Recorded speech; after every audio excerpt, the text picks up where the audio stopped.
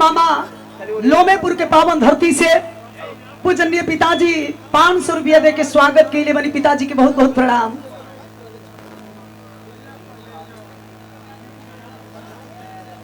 आदरणीय तेज बहादुर जी रेलवे के ड्राइवर साहब, आपके सौजन्य से सादर 501 रुपये का आशीर्वाद। रंगमंच की ओर से बहुत बहुत आपके प्रणाम। भगवान करे, माता रानी करे क्या पर कृपा ऐसे ही बनल रहे। वाह मुन्ना भैया के लो,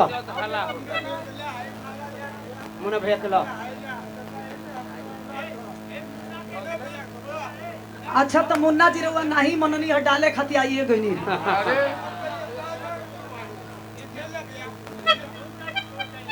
सुंदर माला और 50 रुपया दे के स्वागत के लिए बनी बहुत बहुत मुन्ना जी के प्रणाम। वाह वाह, आशीर्वाद के प्रतीक्षा बा। मुन्ना ऐसा चीज होला। वाह मुन्ना, अब बताइए कि मुन्ना जाके बजावो झुनझुन्ना।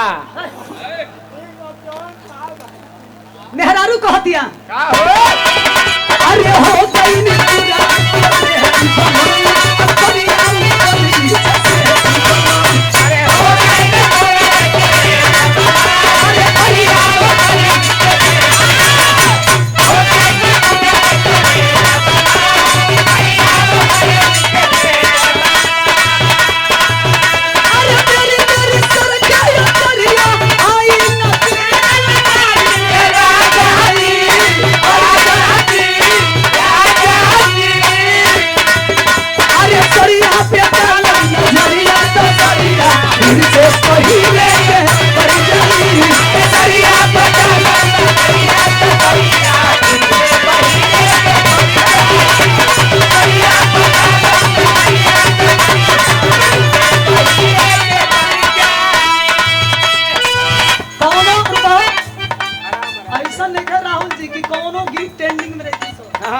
पेंडिंग में बारिश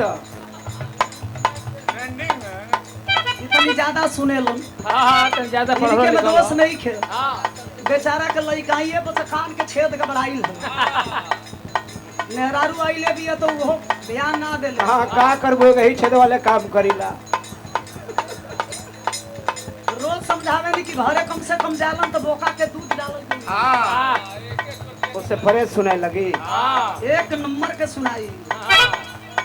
कहती मेहरारू हम बानी सोता रावलम। विराज जगत में मैं गाती हूँ। का गावेलू? हम बानी सोता रावलम हुआ 70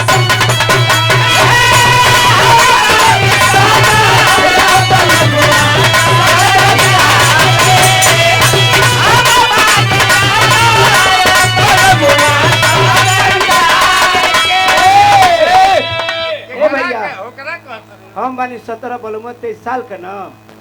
गावे वाला गोले है। अच्छा लेकिन हम गाइला का हम बानी 17 बलमुआ 70 साल के। बड़ा दूरी बनल बा। अच्छा 70 के होखे चाहे 80 के होखे। हाँ, समय पर भोजन करता। हाँ अब तक घर में पड़ गइल बा। अरे भैया मुसावा मैं कोतरते है। कहती है मेहरारू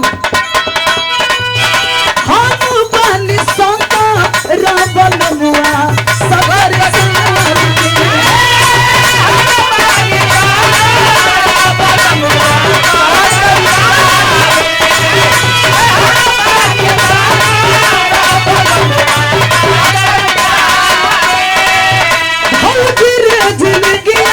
राखी पता